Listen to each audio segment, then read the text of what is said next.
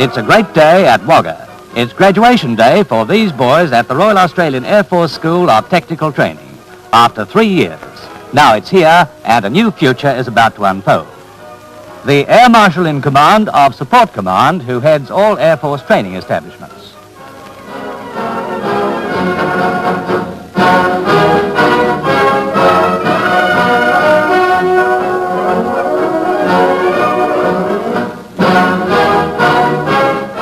Her Majesty's Minister of State for Air. He will review the parade and present the awards. General salute, present, on!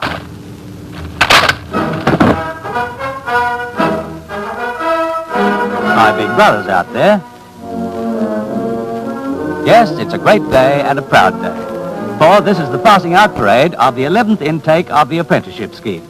3 years of study in trade training, airmanship, and academic work are behind them.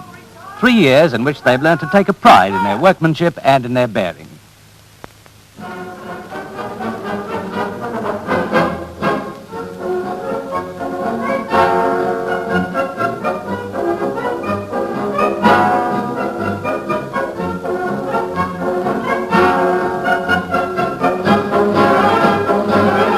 He's the top man of the course and received the Governor-General's Medal. Together with other top graduates, he'll go on to a diploma course in engineering and to be an officer. The Minister also presents prizes for inter-house sports. The Apprentice NCOs receive them. The RAAF Aircraft Apprentice Scheme was introduced into the service in January 1948. Its object is to train young men to fill the most highly skilled engineering and radio musterings in the service.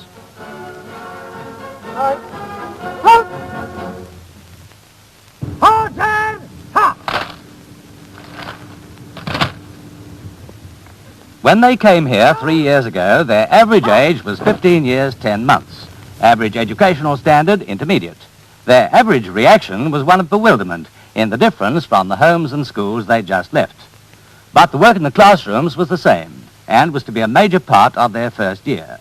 They're also encouraged to study and sit for the leaving certificates.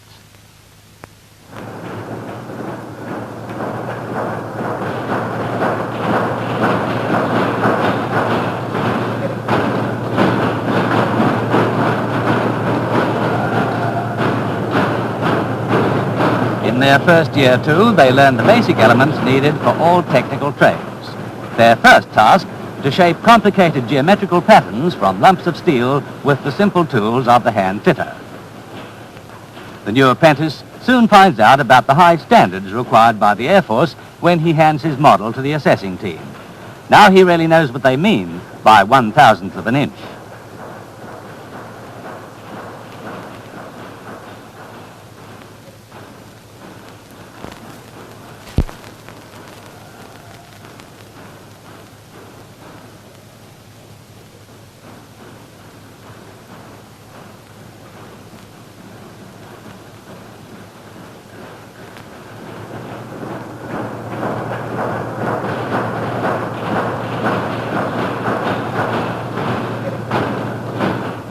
Although it may not be needed for his own trade, each apprentice must become efficient in general blacksmithing.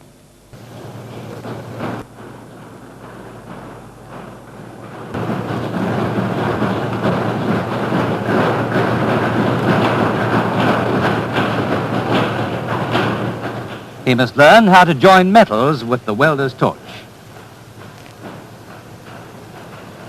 and how to cut them with the searing flame of the profile cutter. He must learn how to shape metal with heat and mechanical hammer.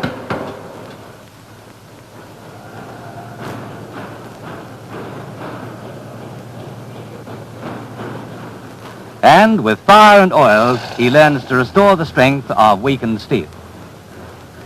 On the spinning lathe, he learns to shape rough metal to his will and the needs of the Air Force.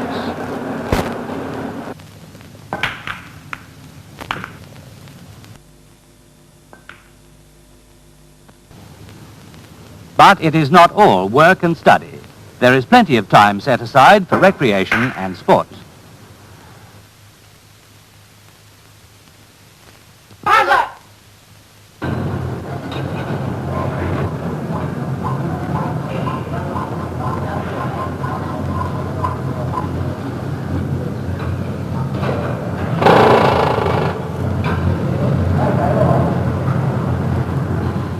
In the second year, trade training begins and each apprentice works at a selected trade. The airframe fitters, upon whose skill the strength and safety of the aircraft and its crew depend, must learn the art of blind riveting the modern alloys of the jet age.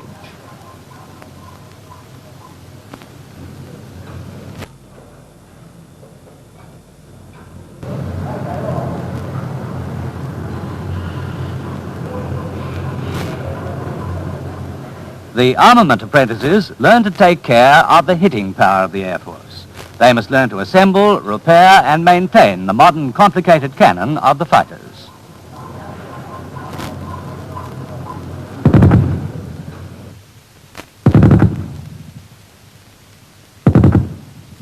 There's no better way of finding if you put everything in the right place than a test firing, and what the flight sergeant says when it jams.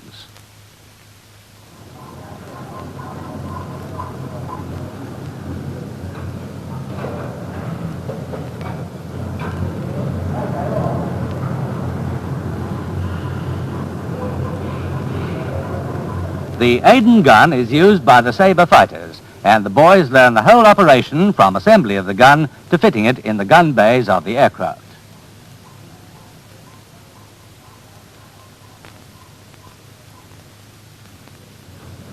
Motor transport is expanding in the Air Force, which needs a large variety of mechanized vehicles to meet the demands of modern operations.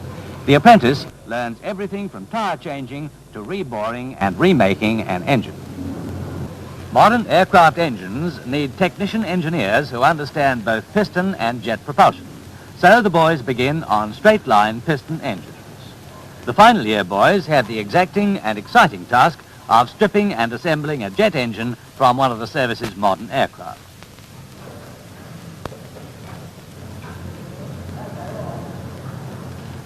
Each part, however large or small, is taken apart and immersed in a cleansing bath.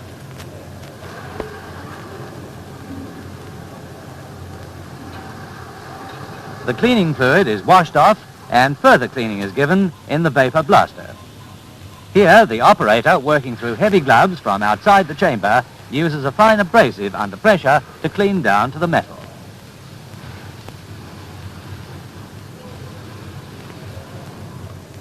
Check, check, and check again. And then, if in doubt, throw out, is the motto on the wall of the inspection bay. Using ultraviolet light and sensitive gauges, every part to the smallest screw is checked.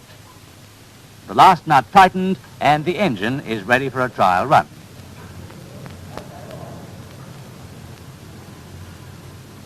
On this test stand, the boys learn to assess engine performance by correct testing procedures.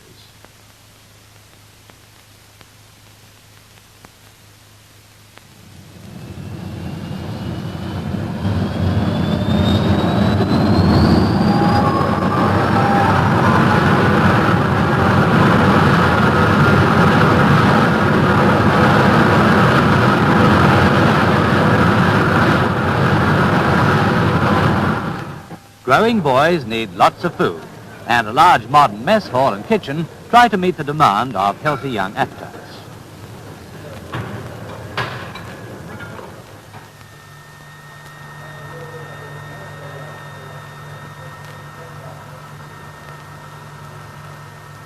High speed leaves no margin for error, and so instrument fitters have an exacting trade. Cleanliness and precision are their watchwords.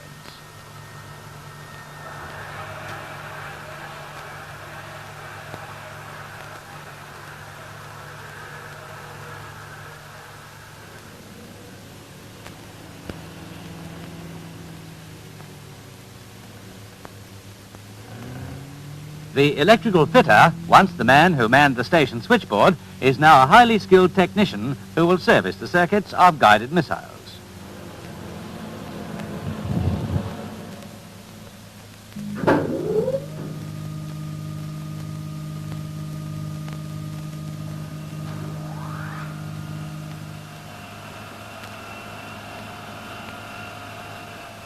He will also service the complicated electrical equipment of the modern fighter and bomber.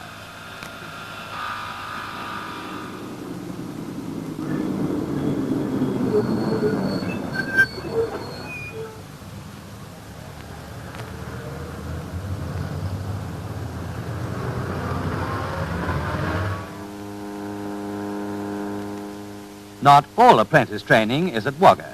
The radio apprentices learn their trade at a special section of the Royal Melbourne Technical College. Elementary and advanced studies in electronics in the workshops are supplemented by periods of study in their comprehensive technical library.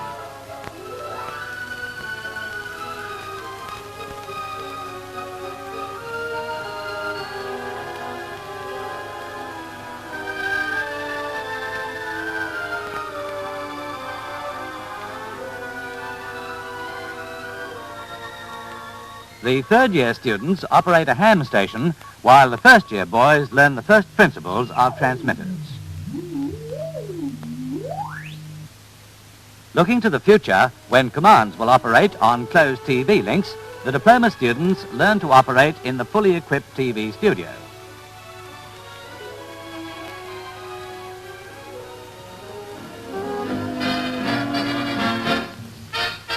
But 3 years pass quickly, and the graduation ball celebrates the end of 3 years of achievement and hard work, and is the commencement of a new life with the Air Force, with real opportunities for adventure and advancement. Everybody is there, it's the boys' own night, and they run it well. And this is what they've been waiting for. This is it, boys. You're airmen now, so take off those stripes and patches.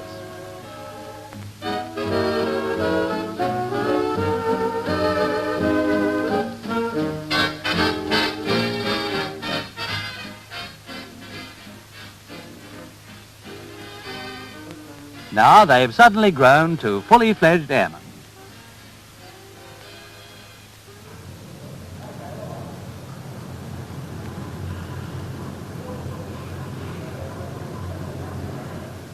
They will go to the aircraft repair depots at the big RAAF bases. They will go to the serving squadrons. After 2 years of on-the-job training, they're eligible for the RAAF Apprentice Proficiency Certificate, which is recognized by employer and trade union organizations throughout Australia.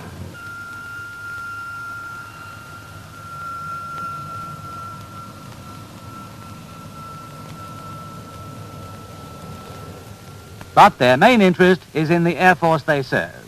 Confident young men who know that by their skill, they keep them flying.